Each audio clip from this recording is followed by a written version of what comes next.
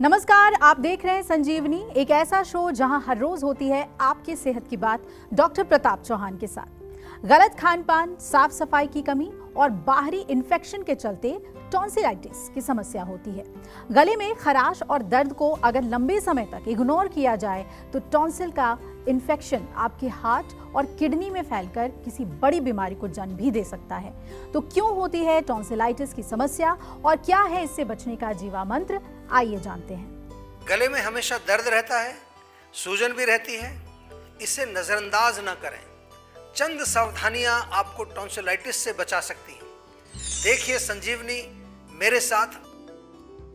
Doctor Chauhan, बहुत बहुत स्वागत है आपका संजीवनी में। शुक्रिया जी। तो आज हमने टॉन्सिलाइटिस का टॉपिक लिया है जी। टॉन्सिल्स क्या है ये हमारे दर्शकों को बताएं और टॉन्सिलाइटिस के लक्षण क्या होते हैं।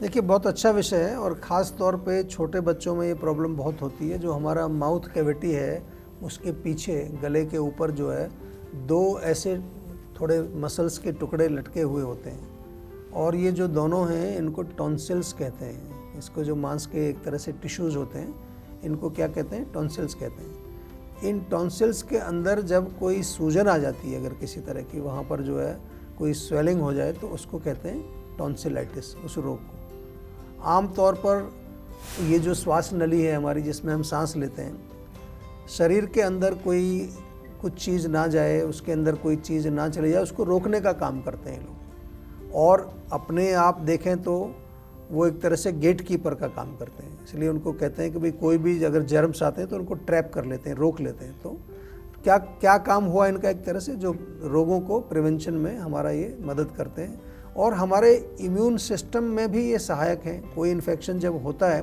तो कुछ लड़ने के लिए, उस इन्फेक्शन से लड़ने के लिए एंटीबॉडीज़ बनाते हैं। लेकिन जब टॉन्सिल्स में ही कोई इन्फेक्शन आ जाता है या वहाँ पर इन्फ्लेमेशन हो जाती है तो उस रोग को, जैसा मैंने बताया अभी आपको, उसको टॉन्सिलाइटिस कहते हैं, यानी टॉन्सिल्स में सूजन या इन्फेक्शन। बच्चों में ये समस्या जो है आम तौर पर देखने को मिलती है। अगर थोड़ा लक्षणों की बात करें तो सबसे पहला लक्षण तो ये कि जो टॉन्सिल्स हमारे सूज जाते हैं, उसमें सूजन आ जाती है। अंदर मुंह खोल के कई बार डॉक्टर के पास जाते हैं ना, वो कहता है जीभ निकालो, आ करो, तो वो आपके टॉन्सिल्स देख रहे होते हैं, वो लाल हो जाते हैं बिल्कुल। या उसके ऊपर कई बार सफ़ेद रंग की पस टाइप की एक जमा हो जाती है, उसके ऊपर एक लेयर जम जाती है। कई बार मुंह में छाले भी हो जाते हैं, गले में दर्द, भोजन निगलने में परेशानी होना, कई बार पानी पीने में भी जो रोगी है उसको बहुत तकलीफ़ होती है। साथ में बुखार हो सकता है, फीवर हो सकता है, सिर में दर्द हो जाता है कई बारी, और उसके साथ साथ कान में दर्द या खांसी, भूख नहीं लगती है, नौसिया यानी कि जी मिचलाना, उल्टी आने जैसा लगता है, और कभी कभी पेशेंट को उल्टी भी हो जाती है। ये इसके लक्षण हैं मुख्य रूप से। आंखों को ठीक रखने के लिए कैसे अपनाएं आयुर्वेद, जानिए सेहत की संजीवनी में, लेकिन अब से थोड़ी देर के बाद। तो डॉक्टर चौहान, टॉन्सिलाइटिस होने के कारण क्या होते हैं? क्योंकि कई बार ये भी देखा गया कि कई लोगों को बार बार ये होता है, ठीक हो जाने के बाद फिर होता है जी। ऐसा क्यों? देखिए, जो इसके कारण अगर हम देखें, वैसे तो आम तौर पर मॉडर्न मेडिसिन में कहते हैं कि भाई एक प्रकार का ये बैक्टीरियल इन्फेक्शन है या वायरल इन्फेक्शन है, उसके कारण ये होता है। आयुर्वेद के अनुसार अगर हम बात करें तो मुख्य रूप से कफ दोष जो होता है हमारा, उसके कारण, और कभी कभार पित्त का प्रकोप, जब वहाँ जलन होने लगती है तो पित्त का प्रकोप भी देखने को मिलता है। तो थोड़ा सा और विस्तार से समझें तो कफवर्धक जो भोजन होते हैं, जैसे कि ठंडी चीज़ें हैं, मिल्क प्रोडक्ट्स हैं, कोल्ड ड्रिंक्स आदि है, या कोई बहुत ज़्यादा तली हुई चीज़ें, डीप फ्राइड चीज़ें होगी, या जो ऐसा कुछ भोजन जिसमें बहुत ज़्यादा ग्रीजी ऑयली आइटम्स हैं उसमें। इसके अलावा मैंने पित्त का जिक्र किया तो पित्तवर्धक भोजन का भी थोड़ा ध्यान रखना है, जैसे कि बहुत खट्टा, बहुत तीखा, मिर्ची मसालेदार भोजन वो नहीं करना चाहिए, वो भी इसका एक कारण बन जाता है। और इंडाइजेशन भी एक कारण बनता है, यानी कि जब आपको खाना ठीक से नहीं पच रहा है, अपच है, तो अजीर्ण के कारण क्या होगा कि आपके पेट के अंदर आम बन जाएगा और वो आम एक तरह से मीडियम बन जाता है इन्फेक्शन का, तो उसके कारण भी टॉन्सिलाइटिस पैदा हो जाता है। और इसके साथ साथ जिन लोगों की इम्यूनिटी कमज़ोर होती है, ख़ासतौर से छोटे बच्चों में इसलिए होता है कि उनकी इम्यूनिटी कमज़ोर होती है, या जो कफ प्रकृति के लोग हैं, इनकी प्रकृति, बॉडी की बनावटी कफ है, कफ अधिक है, कफवर्धक भोजन सेवन ज़्यादा करते हैं, या जो सेडेंटरी लाइफस्टाइल है, एक्सरसाइज नहीं करते, दिन भर बैठे रहते हैं, या ओरल हाइजीन जिसकी अच्छी नहीं है, मुंह की कैविटी को साफ नहीं रखते, तो ऐसे लोगों को टॉन्सिलाइटिस बार बार होता रहता है। लेकिन आपको घबराना नहीं है। आप आयुर्वेद से जब जुड़ जाते हो तो ना केवल आप कारणों को समझ पाते हो, छोटे छोटे कारणों को, हम आपको ऐसी ऐसी छोटी छोटी चीज़ें भी बताते हैं जिससे ना केवल टॉन्सिल्स, पूरी माउथ कैविटी, पूरा आपका रेस्पिरेटरी सिस्टम हेल्दी रहता है। और अब संजीवनी दर्शक राहुल हमारे साथ जुड़ रहे हैं सुल्तानपुर से। राहुल जी, स्वागत है आपका। पूछिए, क्या समस्या है आपकी? जी नमस्कार सर। जी नमस्कार। जी सर, मुझे सोराइसिस की प्रॉब्लम है। अच्छा, कितने साल से है सोराइसिस आपको? सर ये 2-2.5 साल से। अच्छा, तो अभी क्या पूरे शरीर में है, कुछ विशेष जगह पर है आपका, कहाँ पर है? सर ये गर्दन के पास। अच्छा, तो अभी क्या इलाज करते हैं उसका? अभी तो फिलहाल सर कुछ बस ट्रीटमेंट लिया है एलोपैथी का। अच्छा, उससे आराम नहीं आ रहा है? जी देखिए, सोराइसिस रोग जो है उसको थोड़ा समझ लीजिए। आपके माध्यम से सभी दर्शकों को मैं बता रहा हूँ, ये कोई सरल रोग नहीं है, डिफ़िकल्ट रोग है, काफ़ी जो है एक ज़िद्दी टाइप का रोग है, यानी कि एक बार आ जाता है शरीर में बड़ी मुश्किल से निकलता है। आयुर्वेद में जब हमारे पास पेशेंट आते हैं, हमारे यहाँ तो हज़ारों की संख्या में पेशेंट मिलेंगे, डेटाबेस हम उठाएं तो बहुत कई हज़ार पेशेंट हमने शायद हर साल देखते हैं उसके। तो उसमें हम लोग पहला जो है सजेशन आपको ये देते हैं कि आप एक पंचकर्म अवश्य कराएं, जिससे कि विरेचन मुख्य रूप से इसमें करते हैं, कई बार वमन भी कराना पड़ता है, ताकि जो डीपर लेवल पर जो टॉक्सिन्स आपके बॉडी में हैं उनको शरीर से तुरंत बाहर निकाल दिया जाए। उसके बाद हम इंटरनल मेडिसिन आपको देते हैं खाने के लिए, कुछ लगाने के लिए स्पेशल हमने ऑयल बनाए इसके लिए, बहुत अच्छे कारगर जो है ऑयल्स हैं जिससे बहुत रिलीफ मिलता है।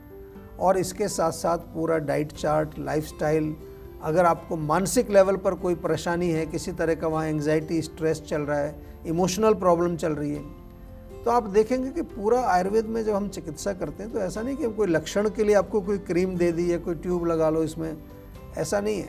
हम लोग गहराई तक जा कर के हर लेवल पर, शारीरिक लेवल हो, इमोशनल हो, मानसिक लेवल हो, हर लेवल पर आपके शरीर को वापस बैलेंस में लाते हैं। और यही आयुर्वेद की शक्ति है, जिसको कि हम जीवा आयुर्वेद में बिल्कुल ऑथेंटिक रूप से प्रैक्टिस करते हैं। हमारे सारे क्लिनिक्स में, हमारा जो वीडियो के माध्यम से हमारे डॉक्टर साहब से जुड़ते हैं, या फिर जो है जीवाग्राम में, हर जगह आपको ये हमारी प्रैक्टिस मिलती है। और यही कारण है कि आज हम ये कह सकते हैं कि चिकित्सा के क्षेत्र में, आयुर्वेदिक चिकित्सा के क्षेत्र में हम ये कह सकते हैं कि जीवा आज पूरे विश्व में जाना जाता है।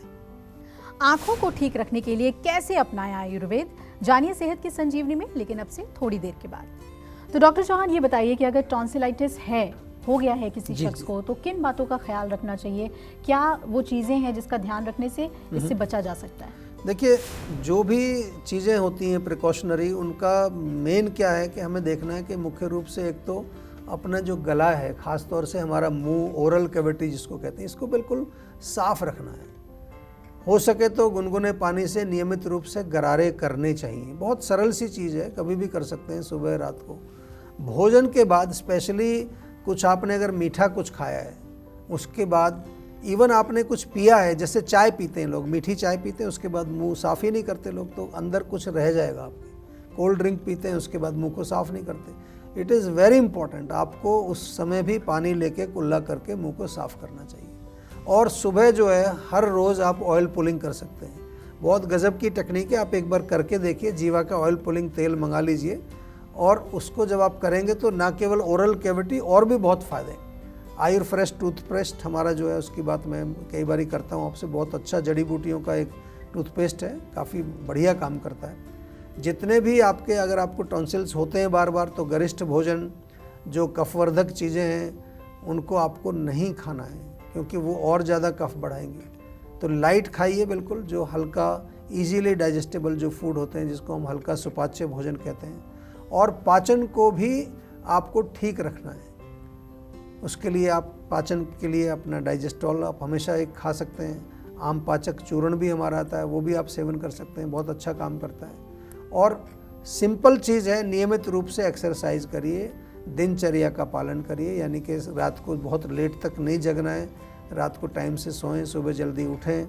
ये छोटी छोटी सी चीज़ें यदि आप पालन करेंगे तो डेफिनेटली आपका शरीर भी स्वस्थ रहेगा, आपकी इम्यूनिटी भी स्ट्रांग रहेगी, आपका पाचन भी अच्छा रहेगा, नींद भी अच्छी आएगी आपको, और आपका माइंड भी शांत रहेगा। और चलिए अब जानते हैं आज का जीवा मंत्र। तो डॉक्टर चौहान, जैसा कि कुछ लोगों को बार बार टॉन्सिलाइटिस की समस्या होती है, बच्चों में तो और ज़्यादा होती है, तो उन्हें आयुर्वेद से कैसे जुड़ना चाहिए और आयुर्वेद से कितना फ़ायदा होगा उन्हें, इसके बारे में देखिए, बहुत अच्छा प्रश्न आपका है, क्योंकि आयुर्वेद से इसलिए जुड़ना चाहिए क्योंकि आयुर्वेद एक नेचुरल ट्रीटमेंट आपको देता है। आयुर्वेद से जो रोग हैं वो जड़ से ठीक होते हैं। और आम तौर पर लोगों को जब टॉन्सिलाइटिस होता है तो क्या करते हैं, आप क्या करते हैं, छोटे बच्चों को 4-5 दिन का कोई एंटीबायोटिक का कोर्स कराएंगे, उससे लक्षण तो ठीक हो जाएंगे, लेकिन जो उसका रोग का जो मूल कारण है वो तो ठीक नहीं हुआ। जो मान लो कफ है, उसका तो कफ तो अभी भी है, आपने एंटीबायोटिक दिया, उसका वो थोड़ा यहाँ का इन्फेक्शन ठीक हो गया, या उसका कारण इंडाइजेशन है तो वो भी अभी ठीक नहीं हुआ, इंडाइजेशन भी। तो थोड़े दिन बाद क्या होगा, फिर दोबारा से टॉन्सिलाइटिस हो जाएगा। ऐसा होता है अक्सर बच्चों में। फिर आप जो है कि कोर्स दिलवा देंगे उसको एंटीबायोटिक्स का। तो इस तरह से क्या होता है कि वो बच्चे की पूरी, अब जो भी बड़ा व्यक्ति भी है, उसका पूरा जो है उसकी इम्यूनिटी वीक हो जाती है।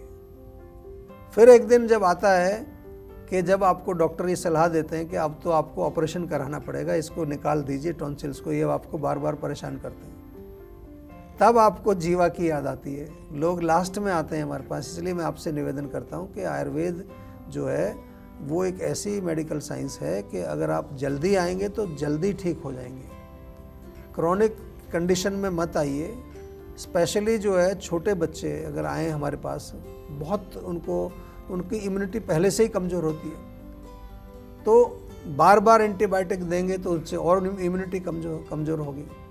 तो मैं आपको इसलिए कहता हूँ कि इतना लंबा चक्कर लगा के मत आइए, आप सीधा जो है जीवा से जुड़ जाएं। तो ये तो छोटी सी बीमारी है, कोई बहुत बड़ी बीमारी नहीं है। और मैं तो ये बार बार कहता हूँ कि आयुर्वेद फर्स्ट, पहले आयुर्वेद से जुड़िए। आयुर्वेद में अगर हमारे पास कुछ नहीं होगा तो हमारे डॉक्टर्स बहुत अच्छी तरह से आपको समझाएंगे कि क्या रोग है, हमारे पास क्या कर सकते हैं, क्या नहीं कर सकते हैं। जीवा में ऐसा कुछ नहीं होता है कि कोई भी पेशेंट आ जाए तो हम कहेंगे हाँ जी हम ठीक कर देंगे, ऐसा नहीं है। पूरा एक जो है एक पूरा प्रोटोकॉल हमारे यहाँ है, हर चीज़ का साइंटिफिक तरीके से रोग को समझते हैं।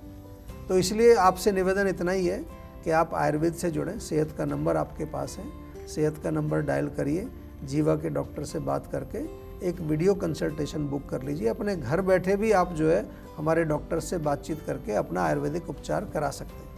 टेंशन लेने से सेहत नहीं बनेगी। सेहत बनानी है तो सेहत का नंबर मिलाएं, जो है 012940404004, और डॉक्टर चौहान की टीम के डॉक्टर से बात करके गुड हेल्थ पाएं। आंखों को ठीक रखने के लिए कैसे अपनाएं आयुर्वेद, जानिए सेहत की संजीवनी में, लेकिन एक छोटे से ब्रेक के बाद, क्योंकि ब्रेक के बाद भी जारी रहेगी सेहत की बात डॉक्टर प्रताप चौहान के साथ। अधिकांश लोगों की धारणा है कि आयुर्वेदिक इलाज स्लो और लंबा होता है और गंभीर रोगों को हैंडल नहीं कर सकता, लेकिन जीवा आयुर्वेद ने लोगों की सोच को बदल कर रख दिया है। जीवा आयुर्वेद ने 20 लाख से अधिक पेशेंट्स की पर्सनलाइज्ड चिकित्सा की है और 400 से अधिक स्टाफ आपकी सेवा में अवेलेबल है। यदि आपको लगता है कि आपकी बीमारी ठीक नहीं हो रही है तो एक बार जीवा आयुर्वेद में जरूर कॉल करिए। तो अभी तुरंत 0129 40 40 40 4 पर कॉल करिए।